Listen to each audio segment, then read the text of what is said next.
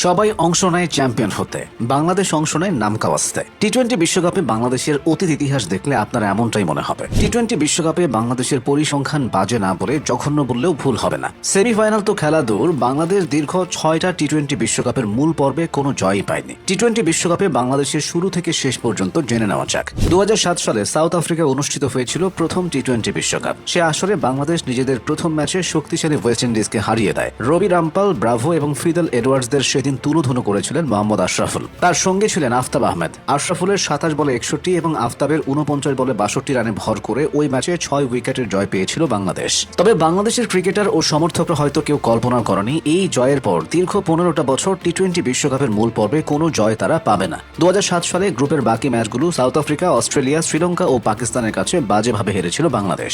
এর পরের আসর অর্থাৎ 2009 টি-20 বিশ্বকাপ বাংলাদেশের জন্য আরও বাজে অভিজ্ঞতার জন্ম দিয়েছিল। আশরাফুলের নেতৃত্বে ওই দলটা সেবার কোনো ম্যাচই জিততে পারেনি, এমনকি তাদেরকে হারতে হয়েছিল আয়ারল্যান্ডের মতো দলের বিপক্ষে।